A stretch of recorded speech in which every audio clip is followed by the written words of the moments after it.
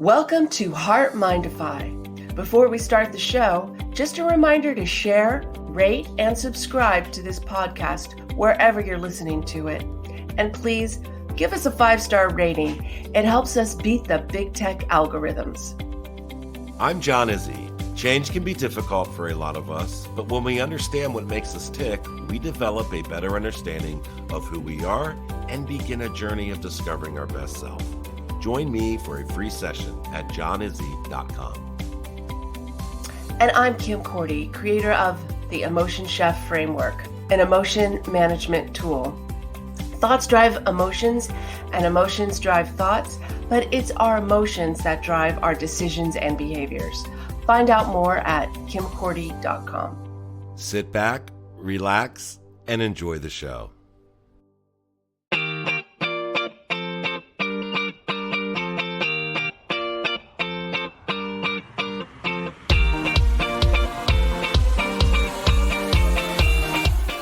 Knowing each other personally and socially for the past 10 years, Kim and John have joined forces, bringing years of experience and training, providing a platform for growth and personal development, along with a little humor.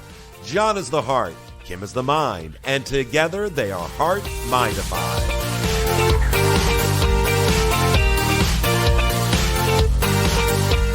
Well, hello, Kim. I don't think we've chatted really since Thanksgiving. So how are you doing?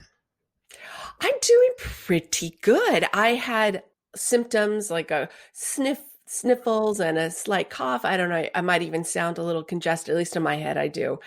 And a sore throat. I had a sore throat for like a week. And of course, everything in your head is COVID. And then you don't realize that, the things that you need to leave the house for, but Andrew's working, like, for those who don't know, I have an autistic niece and she's stuck at home. So there's a lot of running around that gets done for her. And all of a sudden I can't run around for her. And it was just a pain in the rear end. But happily, even though it took 5 or 6 days, I was negative and I kind of expected it. I don't do anything that attracts COVID, but you never know. A lot of people get it and go, how did I get this? Yeah, exactly right. I know it's been kind of crazy with everything going on, but considering everything, things are moving along well, and I'm not complaining about too much. But it's interesting though that you mentioned that, because one of the things I wanted to talk about today was, and before we get started, I just want to say that I agree with the CDC, and this is not going to be a political conversation, but it is going to be a conversation that I think I've been struggling with lately, and I'm sure I'm not the only one. But one of the things that I have noticed lately, and probably since COVID hit this time last year, one of the things that I've noticed lately is how influenced we are by the messaging that we hear, whether it be from friends, whether it be from the newspaper, the news media, that we're influenced by a lot of different topics, not just COVID. You listen to the news in the evening and you're watching the news during the day. Every commercial that is on there has something to do with an illness. Or it has something to do with, maybe it's depression, maybe it's mesothelioma, maybe it's, whatever it is, diabetes. Like, there's always something wrong. There's never anything that is uplifting or, has any type of, enjoyment, I guess. It's just all doom and gloom. And I'm wondering how influenced we really are.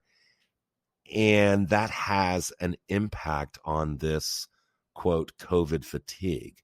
Because if you listen to CNN or you listen to MSNBC or even Fox to an extent, you're going to hear 30 minutes on COVID, 20 minutes on the president, 30 minutes on COVID, 20 minutes on the president, and that's all you hear. And then you jump to commercials and you hear depression, cancer, all different kind of Dying illnesses, dogs. I can't take dying dogs. I that know. that one commercial, I hear the music with Sarah McLachlan starting to sing, and I'm like, change a channel. Like, I'll donate, Ah, but please, I cannot look at those abused dogs.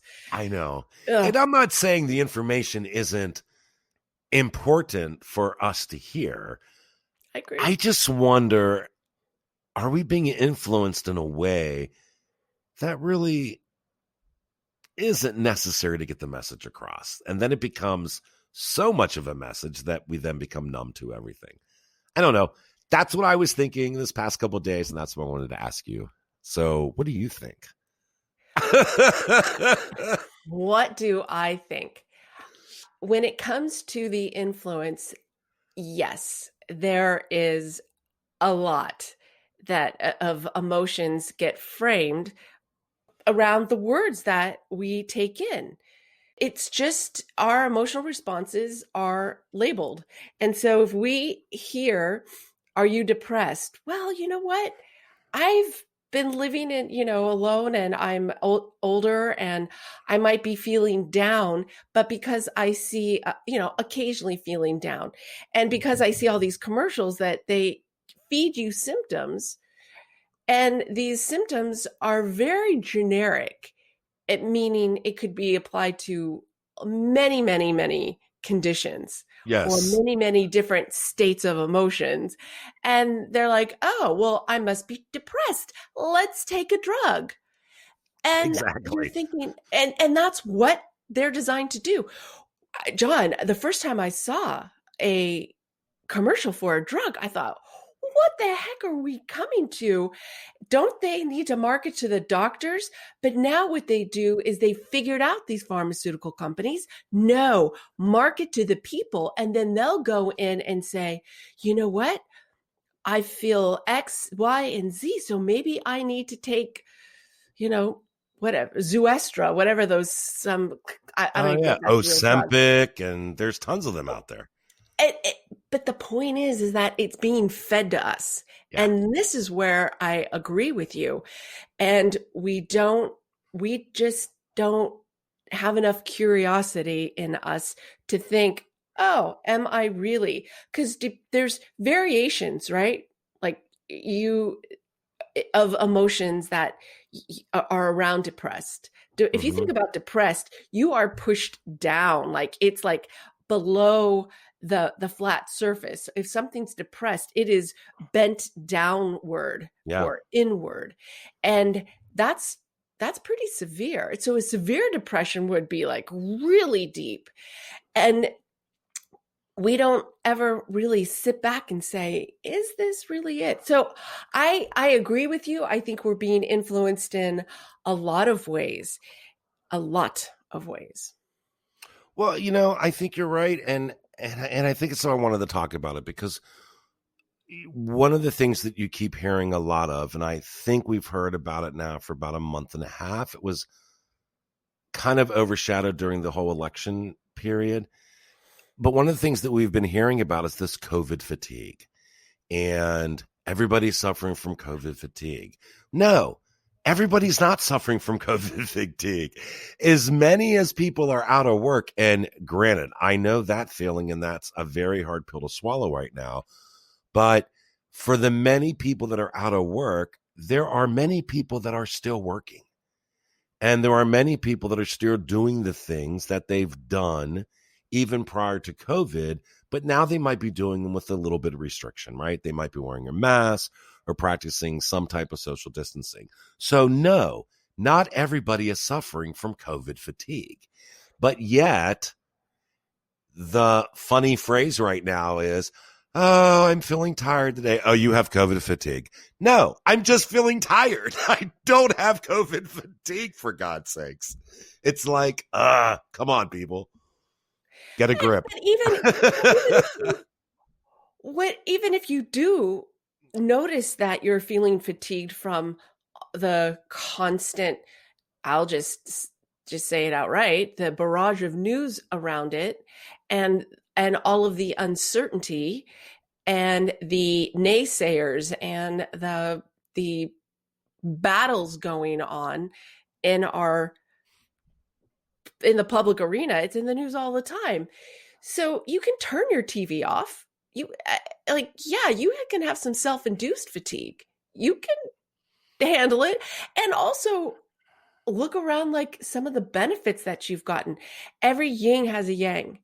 Yep. And yes, maybe you've had to be inside, but now maybe, like, what are the benefits that you got from this experience? But that's where, if all you do is hear, I'm fatigued, I'm fatigued, I'm fatigued, guess what? Your brain goes, oh, what is fatigued? Oh, this is what you are. So I'm going to respond that way.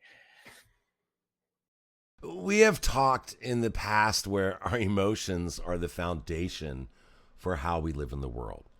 And without a strong foundation, life becomes rocky and begins to crack.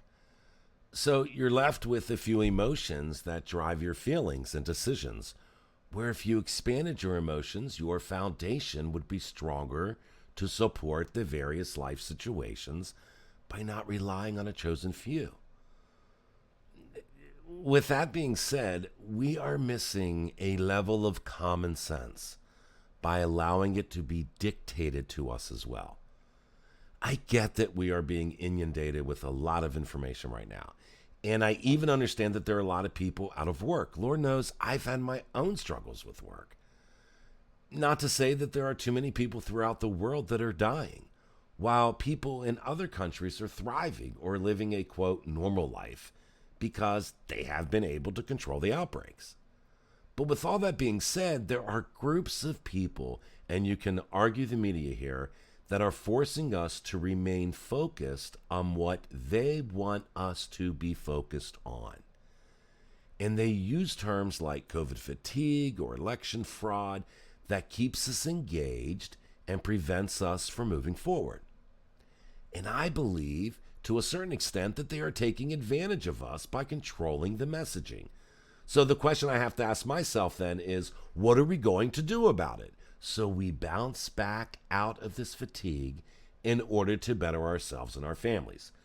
We have to take control back by taking sensible measures that puts us first and the influencers second. It's the only way I think we can bounce back. No. John, this reminds me of that movie, what was it, Broadcast or something, where the actor was a news anchor, Oh and yeah.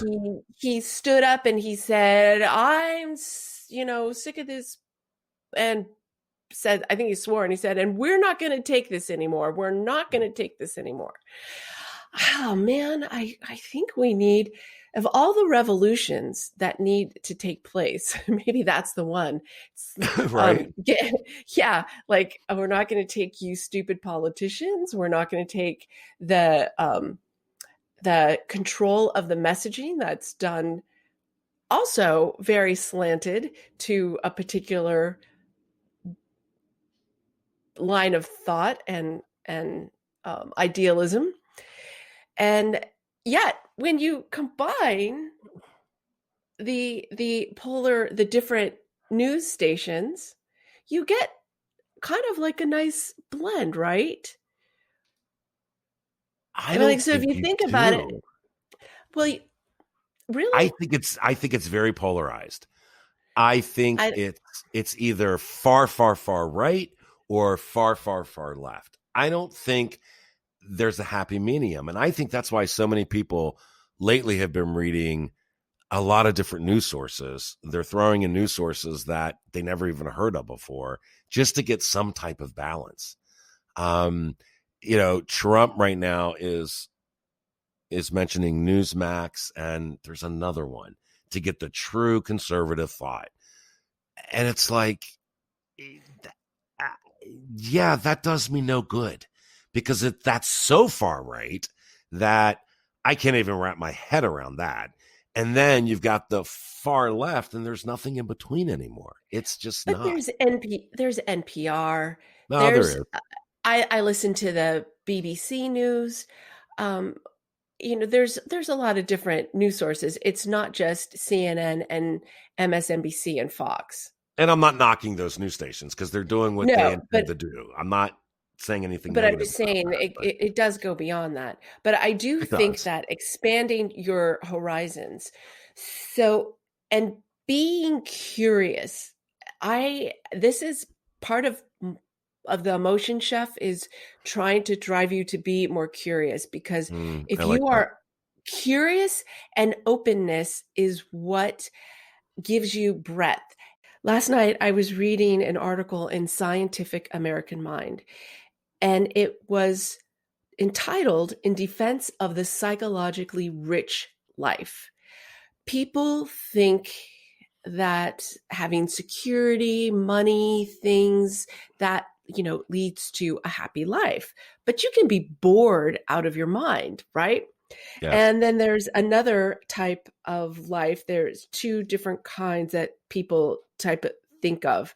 A happy life, like I said, full of stability, pleasure, enjoyment, and positive emotions, or a meaningful life full of purpose, meaning, virtue, devotion, service, and sacrifice. And this newest version is a psychologically rich life that's full of complex mental engagement, a wide range of interest and deep emotions, and diverse, novel, surprising, and interesting experiences. Sometimes the experiences are pleasant, sometimes they're meaningful, and sometimes they're neither pleasant or meaningful, but they're rarely boring or monotonous. And it got me thinking about how we always striving for happy and not for experiences. And so if we just kind of open up our curiosity factor and are more open to the things that irritate us, then we might open up to different ways of thinking or go down a path that is more psychologically rich. What do you think about that? I love the whole concept of being more curious. I think it just sums everything up that you just said. It's as simple as taking a pause and questioning yourself and others. Sometimes I think we overlook the concept of questioning because it's easier to avoid than it is to spend the energy to engage. But if we learn to take a pause and be a little more curious or question yourself and others, then you might learn something about yourself and about another person. We all have reasons for why we believe in something, but the beliefs are solidified when we are questioned about them and forced to articulate. We might find out that we don't believe as strongly as we once thought we did, or our belief becomes stronger because we took a pause and allowed ourselves to question it or to be curious. I really like that, Kim. Let's all be a little more curious. I use food, obviously, as the emotion chef to You try and do. help. I do to help people get more comfortable with emotions. For instance, peanut butter. Why do I like this peanut butter? If I can describe, because I start my day out every day with a spoonful of peanut butter. You do. My my love for peanut butter, and I say love because I am passionate about it. It would be my one food I take on a desert island, and and I can describe it, right? I think you and I Yeah. have talked about this before. I can describe it. I can tell you what I like about it, why. So my description of it is detailed in my and how I feel about it. To develop the curiosity, we can use food for that too. What is a food that you disliked? You ever since you were a kid, you never ate avocados. You didn't like something about it. And now you have it in your head. I don't want to have it because it has avocados. Instead of just saying, I always had this dislike of avocados. Maybe I should try it again with an open mind because your mind has to be open to Right. say, okay, I'm going to take this as like a first experience.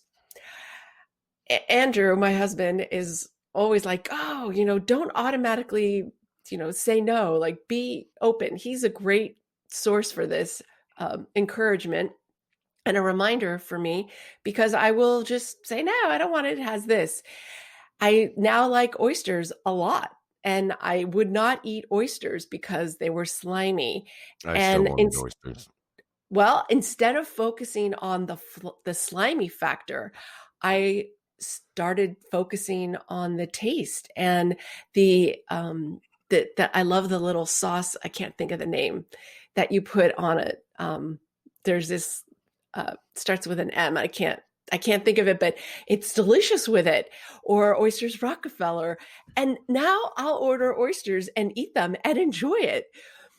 So we change and circumstances change, life changes, but even if it doesn't, it's good to challenge it. So being open and being curious are what I am now coining a new term, which is life intelligence. We think about emotions and it's just all about like how we feel, but it's really more about experiencing life. And the more we experience life, the more intelligent we become about who we are and our life. Yeah, I like that. I like that a lot because it takes you it takes you beyond the it takes you beyond the emotion that you're feeling, and it's understanding why you're feeling that way, or take it a step further, why you're reacting to certain things the way that you react to them. It's more holistic in its approach, as opposed to, yeah, I'm It's just, experiential. yeah, exactly. Sorry for interrupting, but I'm like all No, no, excited no, about no. this. That's no. It's just coinciding because you had this topic which I really liked, and I kind of had this epiphany because emotional intelligence is used so much, right? And they've got Yes, quotients for everything now. Like if you look up the different kinds of quotients, they have curiosity quotient, all these different quotients and how to measure them. People don't measure them, do them, get out, exactly. experience. So Exactly. And no, I think you're right. So I was wondering about this whole concept of being influenced by the media, by friends, family. We're influenced by a lot of people, and there's some of us that are easily influenced, and some of us it's harder to crack, right? So I was wondering, what are the things you can do to be less influenced by your surroundings? And the five things that I thought of, let's start with number five: stop making excuses, right? I think we make excuses for a lot of different things. Another one would be avoid being defensive. Not everything is about you, not everything requires a defensive response, right? Avoid being insincere, right? It's like, think about what the other person's saying and show them some respect. It doesn't mean that you have to believe in them, but show them some sincerity. And then stop looking for so much approval, right? You don't need to have everybody in the world approval for you to be a good or, um, a good person in the world. And then I think one of the most important things is don't be afraid to express your thoughts directly and clearly when you need to. Stop sitting back. Get your thoughts out there. Don't be afraid. Because when we do those things, then we're less influenced by the multitude of people that are coming at you on a daily basis, in whatever medium that is. the audience can't see me nodding my head in Yeah, you are agreement. nodding. um, I really, really, really think those are all great points. And just to add to one, just to kind of Yep, um, please do. enhance it a little bit, is that perfect doesn't exist. No, And if you look at the account in the Bible, Adam and Eve were born perfect, right? And yet they made a a huge mistake by the account, right? Yep. Because according to the scriptures, that because of their mistake, all mankind falls short and sins every day. And so, why would we expect or think and not allow for ourselves to be wrong? Absolutely. And that Absolutely. was the only addition to your point, and to question everything. Like there's people who say, question authority. Well, I don't think questioning authority doesn't mean you agree or you don't disagree. It just means you need to check facts. I think I told you this story with my friend who was telling me this very far-fetched story, and I'm like, well, where do you get that? And she said, I feel like it's true. And we need to remember that feelings aren't facts. Yeah. But John, that list is great. You need to write something up on that. I can do that. I can definitely do that and post it to my website. Yeah, definitely. It's a great No, list. I think you're right. Um, so I don't know. Those are the things that just were just driving me crazy over the last couple of days, and it's funny because eh, the reason why I know it's having a huge impact on everybody is because as soon as you mention the name Trump, or as soon as you mention the name Biden, or as soon as you mention COVID, or as soon as you mention mesothelioma or whatever, is it mesothelioma? Mesothelioma. Yeah, that. As soon as you mention Mesothelioma. Yeah. mesothelioma, as soon as you mention that, as soon as you mention osepic, as soon as you mention any of those terms, it really has a very obvious response from people. If I'm talking to a Democrat and I mention Trump, I know what response I'm going to get, and vice versa on any of those other words. So, you know, let's just try a little bit to detach in order so we can reattach with more curiosity and more sincerity. I think it's huge. It's important. Think of the words that you use. So if you think about depressed, um, that's a big word. So use other terms. Just say, you know, I'm a little tired of it. And to be tired of something means that you can recoup from it. You get some rest and you do something to energize you. And so just replace it with tired. Yeah, that's a good way to do it. That's a If we're good just way. talking about COVID, if we're just talking about COVID depressed, or what was your term? COVID COVID fatigue. fatigue. COVID Yeah. fatigue. Actually, that's still, even fatigue is much stronger than tired. I don't know. I It think you is. can. It is. But using the big $100 words is not is harder to get out of than it is if you use less influential words, right? So like if I use depressed, I feel so depressed. Do you? Like, do you even know what that means? Is what I want to, say to a lot of people that say that. And I'm not being a jerk. I'm serious, right? So instead of using big $100 words like depression or anxiety, you know, use words like I feel fatigued or I feel tired, or explain how you're actually feeling at that moment as opposed to what you hear other people telling you how you should be feeling. Yeah. And Can you I think repeat it's your huge. list? Can you repeat your One list more one more time. time before we leave? Because I really liked it and I just want to hear it one more time. Okay. So using these 5 steps to stop the habit of being easily influenced, I would say stop making excuses. That's number one. Avoid being defensive. Avoid being insincere. Stop looking for approval. And the number one, don't be afraid to express your thoughts directly and clearly when you need to. Not when you think you should, when you need to. That's my list. Like it. Good deal. Like it.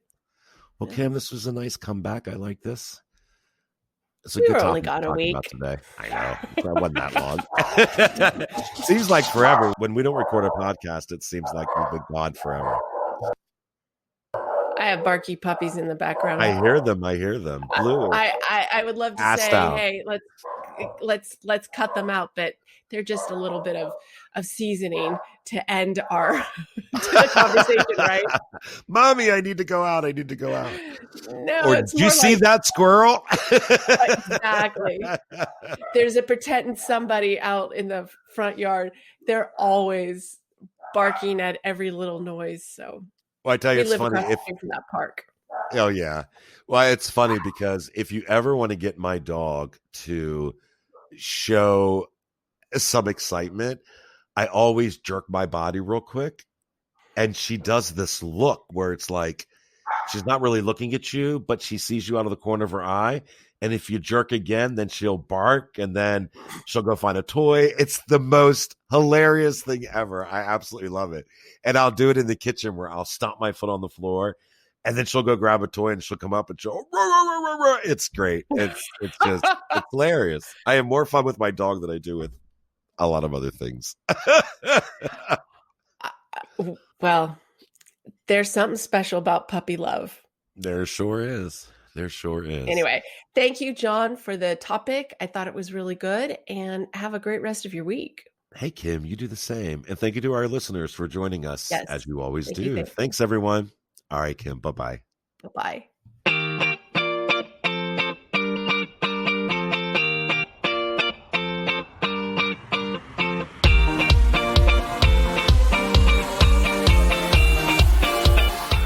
New shows are available every Saturday right here on HeartMind-ify.podbean.com or wherever you listen. Kim and I would like to thank each and every one of you for allowing us to be a small part of your life. Be kind to yourself and remember, our hearts tell the story, but our mind is the conductor.